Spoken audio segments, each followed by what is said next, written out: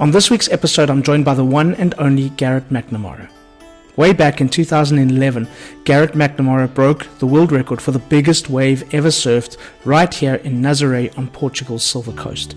And you can currently catch him in the hit documentary on HBO, 100 Foot Wave. We discuss, amongst other things, how he came to Nazaré in the first place, some of his frustrations with his hometown, his love affair with Portugal, and why he's chosen to move here permanently with his family. Welcome back, or welcome to another episode of Portugal, The Simple Life. And to say I'm excited would be an understatement. I've been thinking about what's the best way to introduce our guest for today. It's tough to put it into simple words, but the one and only Garrett McNamara. Garrett, thank you for being on the podcast, and how are you?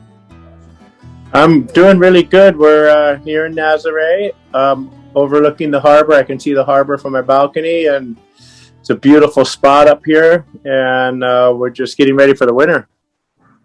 Wonderful. Welcome back. I mean, it's been a while since you were back here.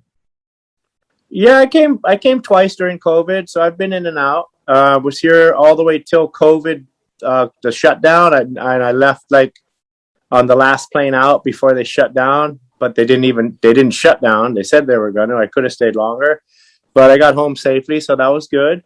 And then I came back about a few months into lockdown. I came back for some work with WSL, with Spinola and the crew.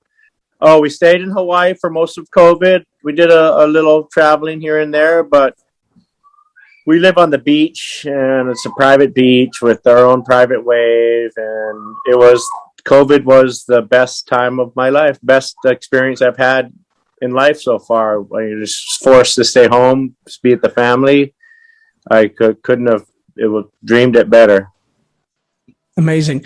Garrett, most people watching and listening to the podcast, for most people, you don't need any introduction, but maybe you can tell us a little bit about you. Well, I was born in Pittsfield, Massachusetts. We moved straight to Berkeley, California, Sonoma County, where all the good wine comes from, and then Hawaii for the last 50 years. So beginning of my career was based in Japan. I had all Japanese sponsors, learned to speak Japanese. We'd go to Japan every year from like 17 to 27. And then the next 10 years were in Brazil with Bad Boy, a few other companies there, and had a really strong showing in Brazil for about 10 years. And then opened a store, gave up on my dreams, gave up on my passion, and started working in the store that I opened, and got kind of miserable and realized that I didn't want to just do what they say you have to do for the rest of your life to make ends meet. I wanted to do what I love. And so I wrote my first business plan. And at the top, it said, keep surfing. And I wrote what I thought I needed to do, how I could achieve that goal, and made a really detailed map of what to do all day, every day. And I followed it. And it came true. At 35, I restarted my career and then worked my way over here to Nazaré in 2010, about 5 years after that, maybe 10 years after that. Anyway, and then here was where all the dreams came true. But mainly was because of my wife. I got remarried with Nicole here at the Lighthouse, and the day I met Nicole, everything just fell in place. All the goals that I had, everything that I wanted to focus on achieving, she quickly put them all in order, and we accomplished them all. And then we got here to Nazaré, and it really helped us accomplish everything. Everything that I've set out to do, we've accomplished so far. It's been like a fairy tale ever since I met Nicole. And then since we stumbled upon Nazaré, it just turned it to another level. Amazing. Okay, I've got loads of questions, but let's start off at Nazaré. You mentioned you stumbled upon Nazaré. Was that your first experience of Portugal? Was that your first sort of interaction with the country? How did that all begin? Well, back then, with all my friends in Hawaii and all my friends in California and Australia, all the surfers, we all always scoured the internet once it was available, looking for new places to surf and new uncharted territories, new coastline that hasn't really been explored. We went to Chile and we went to Tahiti and Peru and Australia and Alaska, Nova Scotia. I mean, you name it. I was looking for storms, heading towards different headlands and working on getting in front of the storm and surfing it. And my friends that we were, wherever I traveled out of Europe, I never got to Europe. I was always in other countries, but not Europe, South America, North America, and the Pacific and Asia. And Portugal would come up once in a while, and everybody was kind of like, well, where is Portugal? Is that part of Spain, or is that Morocco? Or if anybody ever been there? Or does you guys actually know where it is? And nobody really knew where it was, and nobody had been here that I knew. And then I got this email from this guy. I was looking at France. So a lot of my friends had gone to France and they went to Belhara, and they're like, that's a big wave. Let's go check it out. So I was really interested. My first trip was going to be to France when I came to Europe, and then go maybe to Ireland or Scotland. Never thought of coming to Portugal, along with all of my friends and along with most Americans. I mean, you would go to Italy or France or Spain, but Portugal was not a desired destination.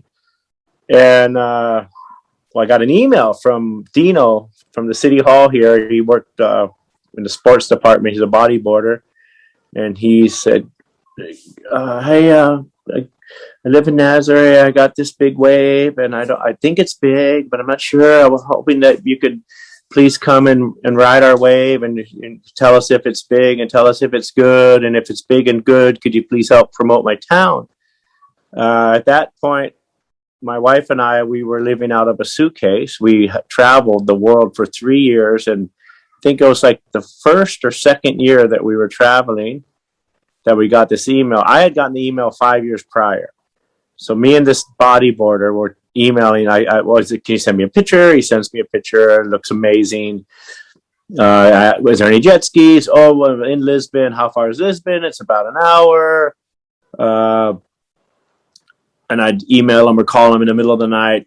Is this a good storm? Is this a good wind? Because I was monitoring the storms. And this went on for 5 years, and nothing really happened. So then my wife, my current, who helped me accomplish all my goals and dreams, saw the email chain when she was getting me organized. And she said, "What's this?" And, "Oh, some guy wants me to go to Portugal and check out their wave and help promote their town if their wave's any good." And she said, "Well, should we go?" And I said, "Yeah, that sounds great. We got our suitcase. We're ready."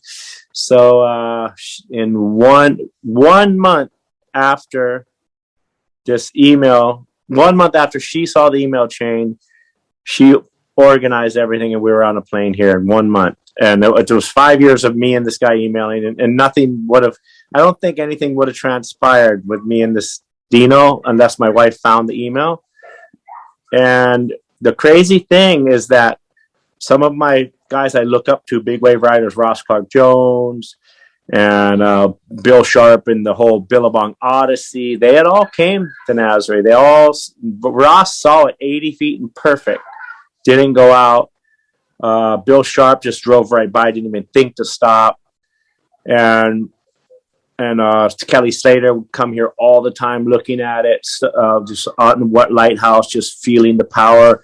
So the thing is, Nazaré is a beach break. So everybody who came here on a big day over like 20-foot faces or maybe over 30-foot faces, it looked virtually impossible to ride a wave and then pick the guy up with the jet ski and get back out. It was virtually impossible to ride a wave and get caught inside and make it back out paddling. and it looked impossible with a jet ski, with a wave runner. It looked, so when I saw it for the first time, luckily I had seen the picture that Dino sent me, so I saw that it could be perfect peaks. But when I walked up that day, it was 80, 100 feet straight on shore, closing out, looked impossible.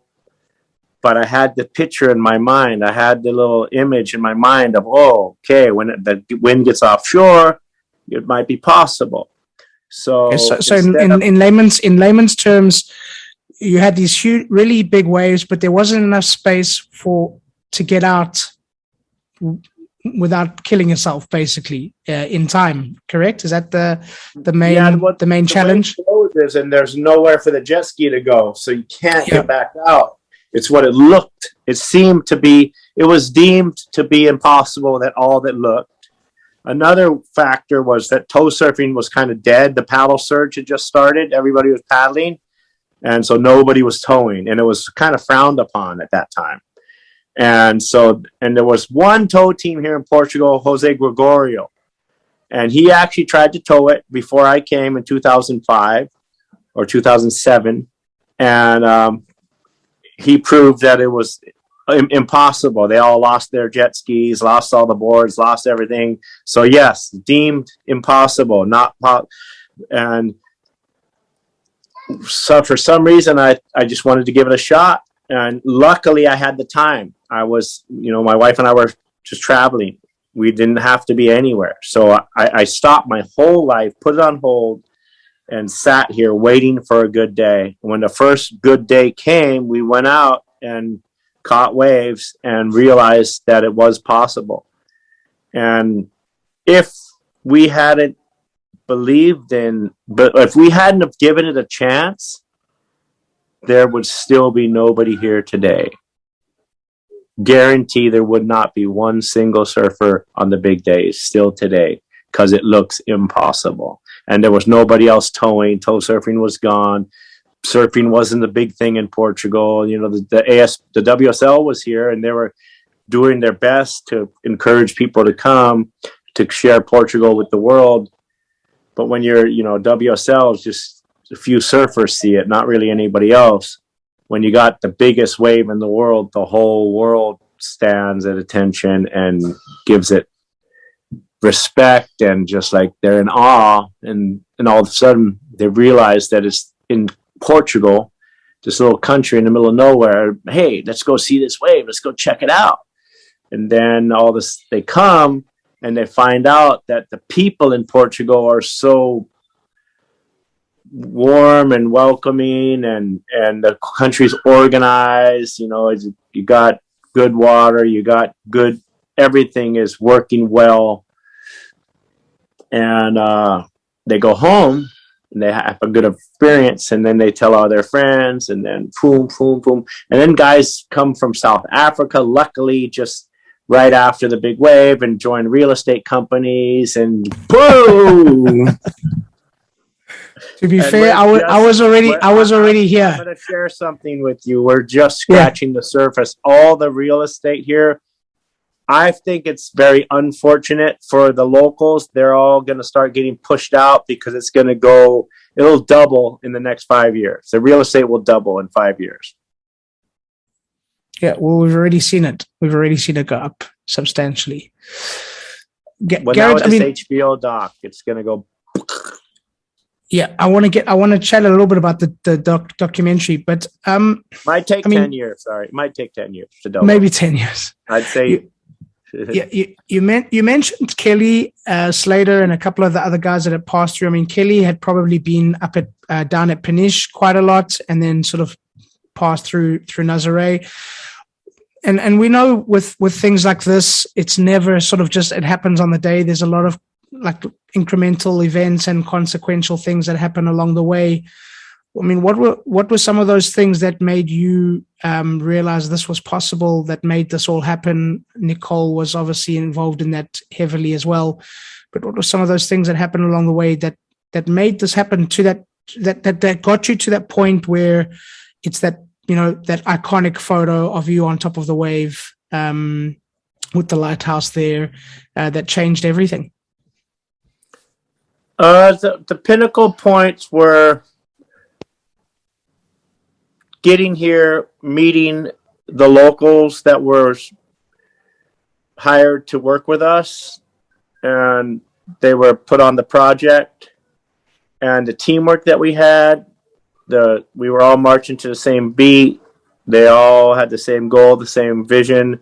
Once I knew that the wave was as big as it was, I knew we could get the world record. And then pretty much the job was done, because Portugal now has the biggest wave in the world, so the world will know about it.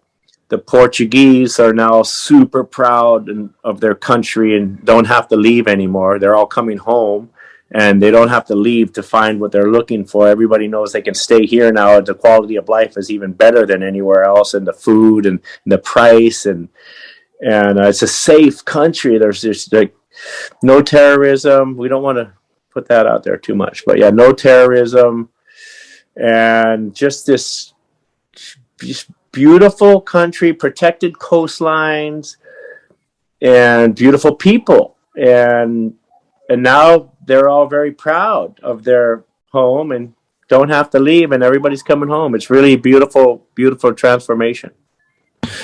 I heard somewhere that you didn't drink coffee until you were 30 years old. Is that right? That's right. When I opened the store, I started drinking coffee.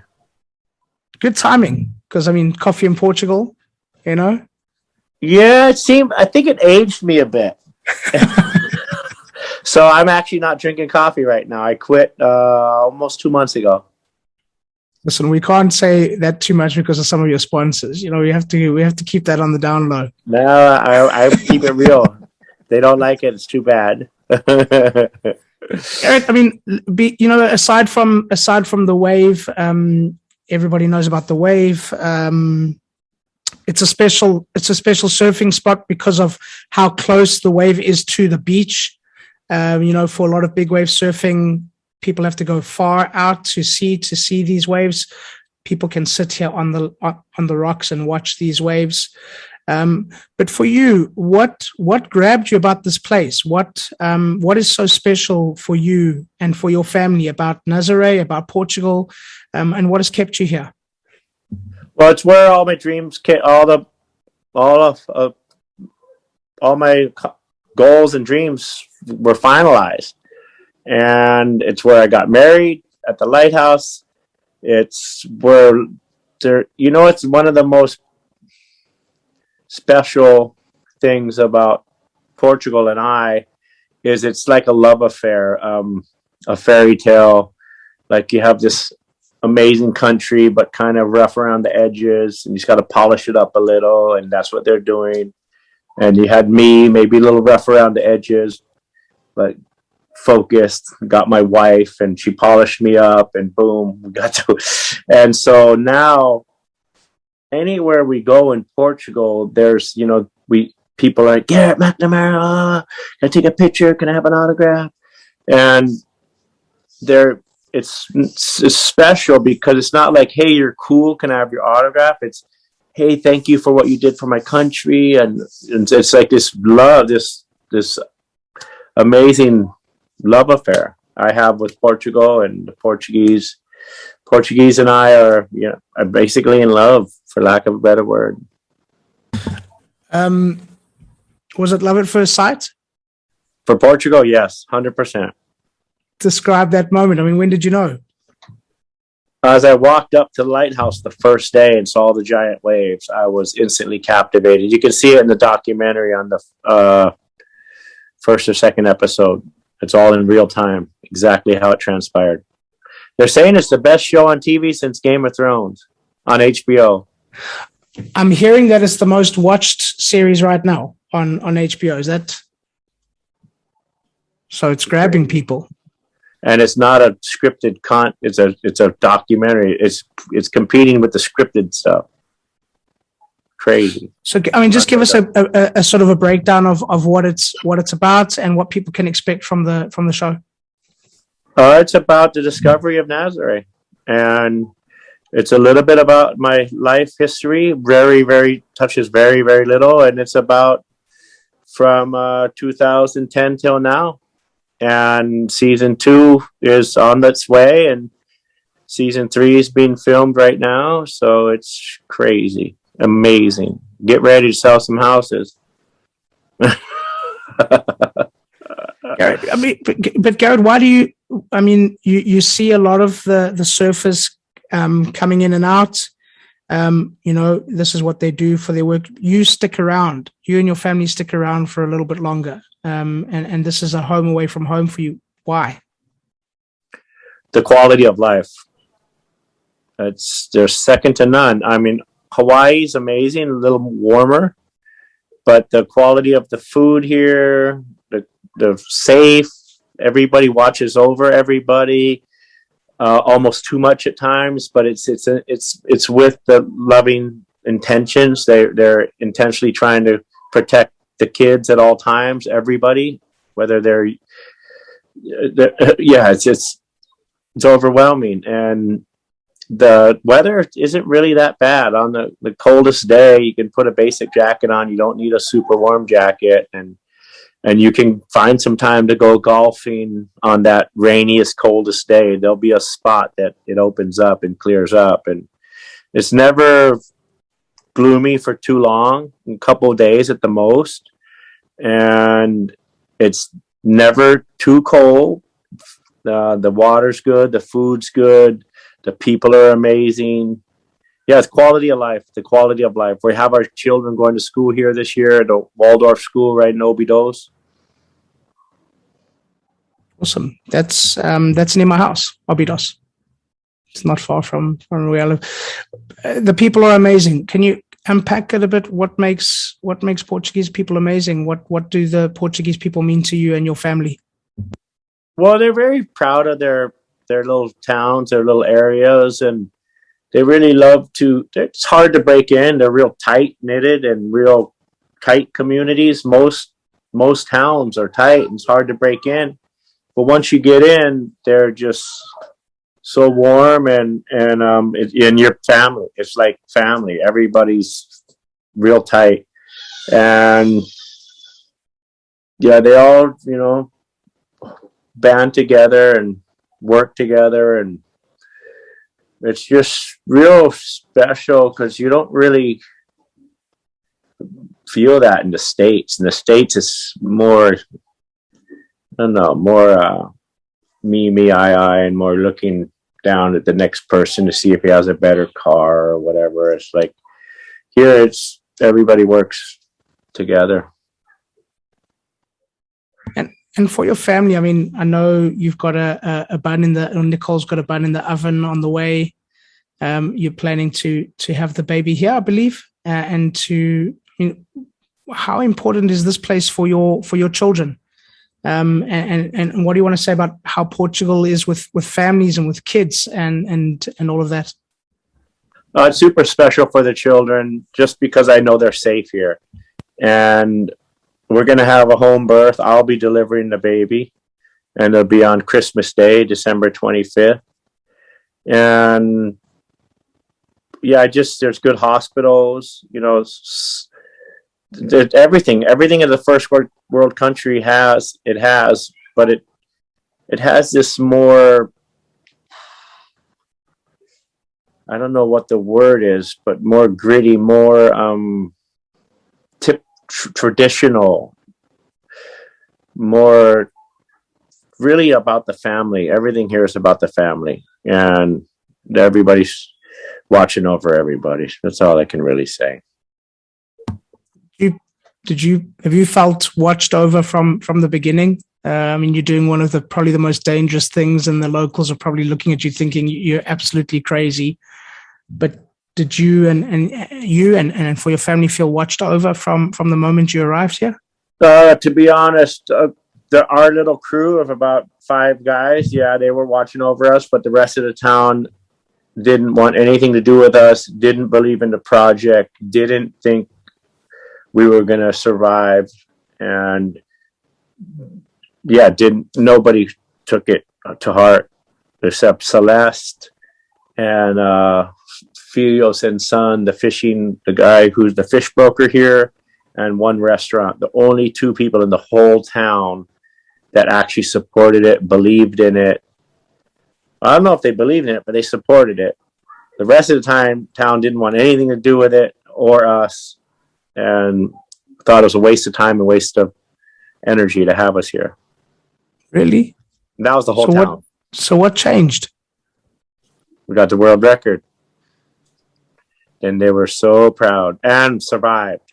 After about 3 years, they've realized I probably wasn't going to die. And then they didn't want to know the guy that was going to die.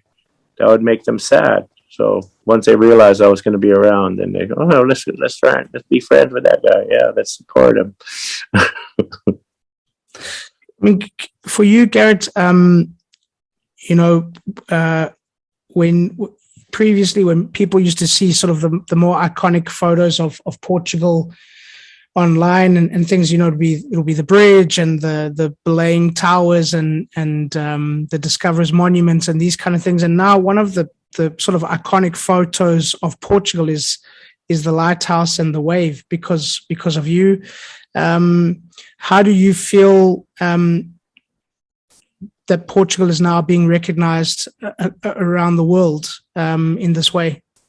Well, I don't think it's because of me. It was because of my wife and the team in place here that all made it possible. Mm-hmm. I just rode the wave. That's what I love to do, so I didn't have to do much. The thing about bridges and towers and iconic things in every country that they have, when it comes to Europe, all the European countries have their towers and bridges and buildings. They're all pretty similar. One might be red, one might be stone, one might be brick, but they're all so much history and so beautiful and so iconic, been here forever. But they all have it. They all have their own. The thing that separates Portugal from all the countries in the world is that it has the biggest wave in the world. Nowhere comes close. And now with the internet, that photo circulates, or photos, videos of all the surfers we invited circulate worldwide, millions and millions of views every single day, worldwide, every day. So the whole world is coming. I feel a little sad and kind of wish we didn't share it, because Portugal was so good at how it was. Now with all these developments, I mean, people are just taking big shits all over Portugal to let's make a big building here instead of making nice homes with nice big pieces of property and keeping it all as the coastline is, do that up in the mountains. Instead, it's just capitalism at its worst. I mean, we got a McDonald's in the town. That's the epitome of all evil. The worst thing you could ever do to your town is put a McDonald's and a Burger King. It's like so sad. It makes my heart hurt. It makes me sick to see that. Once they come in, then all the local businesses start losing business, and then it's really, really sad. And the kids will be eating that garbage, and that is straight up poison. If you ever wanted to stop COVID, you've got to stop eating garbage and eat healthy. The only real vaccine is eating healthy. Yeah. And Burger King and McDonald's are the worst you can eat. So we got to thank Walter for that. Yeah, I never thought I'd see the day, but yeah, it's happened. What are some of the things for you in the 10 years that have still stayed the same here? Some of those special things that have remained in Nazaré and Portugal, in your opinion? The waves in the ocean, on the beach. The beaches are probably a little cleaner. More people are more aware. The waves have stayed the same. A few of the houses and buildings are still the same, but mostly everything else has changed. I mean, the harbor's just similar to what it was, but when I got here, everything was kind of crumbling and empty, and now everything is new and flourishing. For the most part, it's really good. For the most part, it's really good for the town. It's revitalized the town. It's revitalized the country. And if you're looking at opportunity for, the youth and people who didn't have jobs and people who are struggling, there's endless opportunity now. It's all here ready to be discovered. I really got to keep it light and not go dark. It's easy to go dark, and I just want to perpetuate love and light.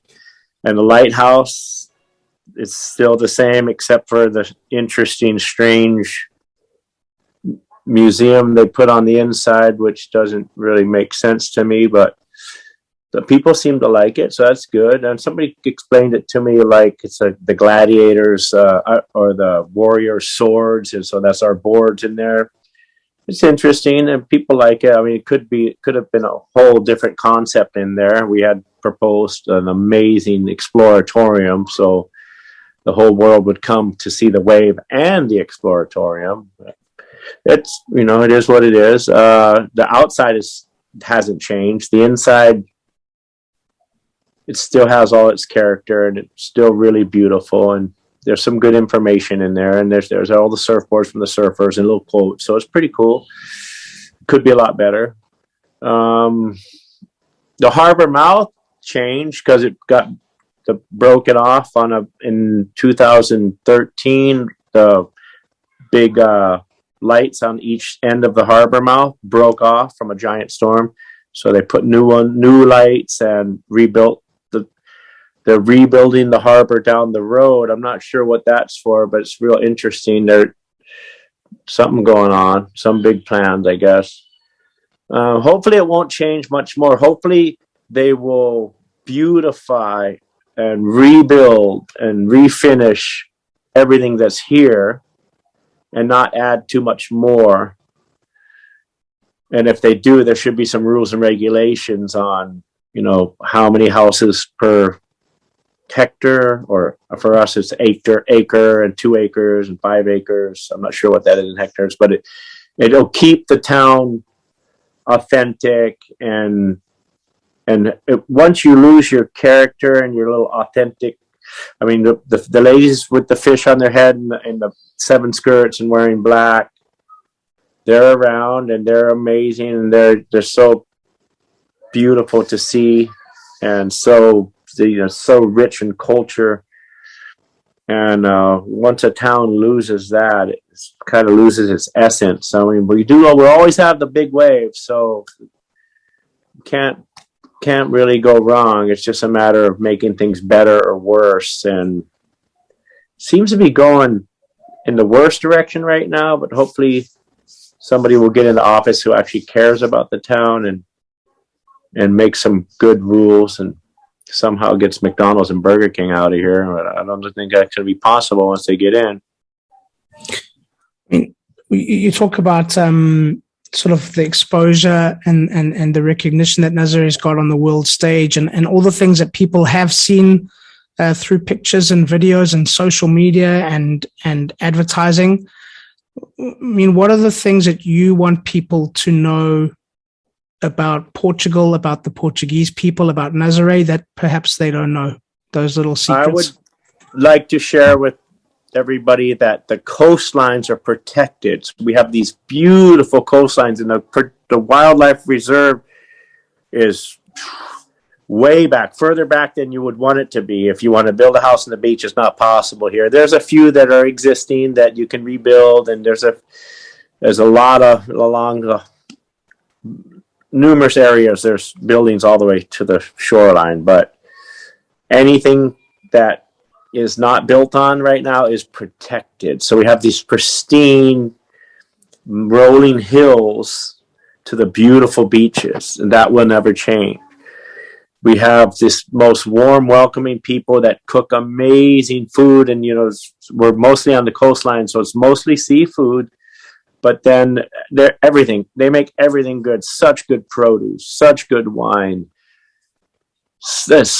Every region, the 7 regions of Portugal, every region is so different and special, and in every region there's so many different and special little nooks and corners of ways of being and ways of cooking, and little markets on the street, and in these each town, pretty much I don't know about every town, but most towns have a big market where you buy all your produce and your fish and your meat, and have these outdoor markets and have these indoor markets, and it's really amazing. The quality of the water here is really good. I mean, it's I'd say one of the best, if not the best place to raise a child right now in the world.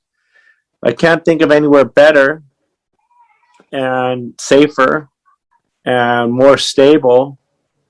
And definitely do your homework. If you're thinking about moving here, do your homework. There's a lot of red tape, but it is possible. You can get through it. Got to align with the right people to help you navigate different things. And everything is here at your fingertips and ready. What are some of the other places in the country that you've been that you enjoyed, that inspired you? The Azores were next level. I could see myself living there, and then Madeira as well was amazing and warm. Like the climate there is warm. The water's warmer, kind of tropical almost. It's like real close to tropical. You got bananas growing everywhere, lilicoys. Up in Douro, just like feels like you're in Italy. It is identical to Italy up in Douro. Lisbon, one of the most amazing cities you can experience. There's just so much going on, so many different restaurants and different parts of town, so much different characteristics, amazing churches, amazing buildings. The beaches, right? Lisbon is right on the water, and you have waves on both sides of Lisbon. On the other side of the ridge, you got Costa de Caparica, really amazing. The more south you go, there's Alentejo, Algarve. Everybody, that's like their favorite. I kind of like it up here more, but I haven't spent a lot of time down there, and I don't think I've gone to the right place to really fully enjoy it. I've kind of just went down, stayed a day or two, and got out. So I definitely should explore Alentejo and Algarve a little more. Porto, one of the most beautiful cities at night. You go across to Gaia, go stay at the Yateman Hotel, sit up there and just... you're in awe. Porto is just so lit up, so many colors, so beautiful. This whole country is so much diversity and just beautiful places to explore. There are endless exploring and endless possibilities here. Garrett, I know you do. I've listened to a couple of your previous podcasts where you speak about some of the techniques that you do if you ever get dunked by one of those waves, with your breathing and all of those kind of things. But I mean, when you get off the plane and finally manage to get into Nazaré or to Portugal, and you get that first breath of fresh air, how does it feel to be back after your travels, and how does it feel to be back in Portugal when you come back here? Well, I feel like the luckiest guy in the world when I get off the plane. Literally, we get off the plane, we come out of customs, and our buddy George is always waiting for us from Mercedes, handing me the keys to the car, helping us get to the car.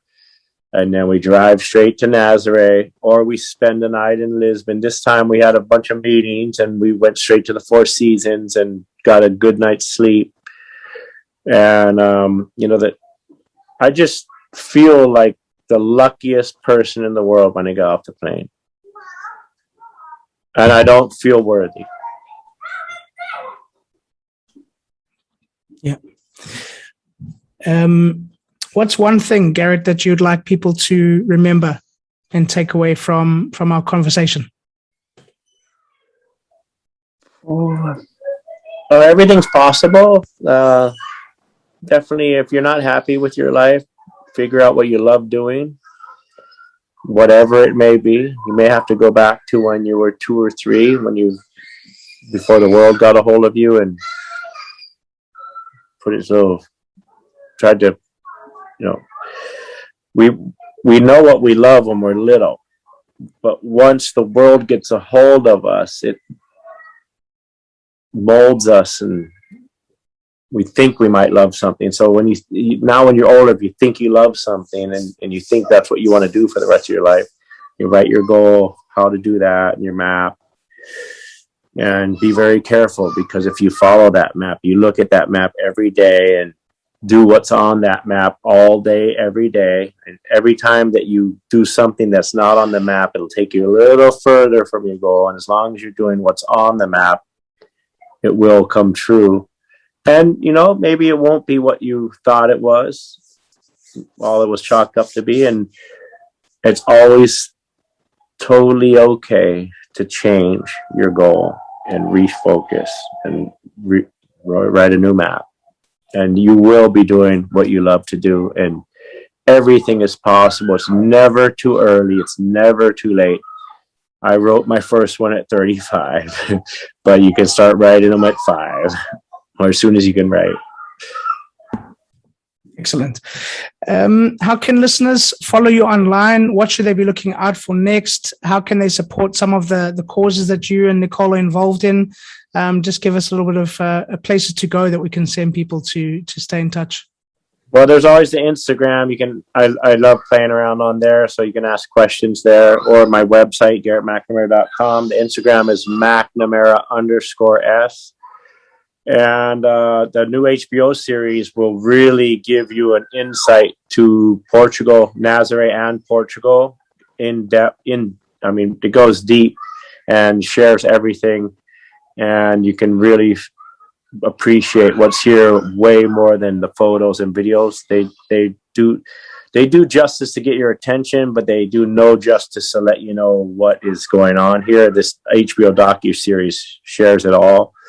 And we just came out with the book. It's been out for a while, but I don't really promote it. It's doing really well. I'm not sure how, but it's called Hound of the Sea. And the thing you get on Amazon, I believe. And we had amazing partners. Available on Amazon, I know from experience. Okay. Portugal is one of the best kept secret in Europe. I heard it's the number one place to live now in the world. My mother told me in Hawaii that Portugal is now number one destination to live in the world. I don't know where she got that from, but she said she saw it somewhere on. I always wonder who's they that put this stuff together, But for me it is. I mean, but you got it pretty good. Hawaii or Portugal, two nice places to live. That's funny. I always wonder who they are too. Garrett, a question that we ask all of our guests: Portugal, the simple life. Why? Everything's right under your nose. The gas station, the markets, the restaurants, the ocean. It's all right here. So simple to navigate and get around. Awesome. Thank you so much for being on the podcast. Thank you. It's been a pleasure. And I'm going to let you call it. All right. What am I going to say? That's a wrap. That's a wrap. Aloha.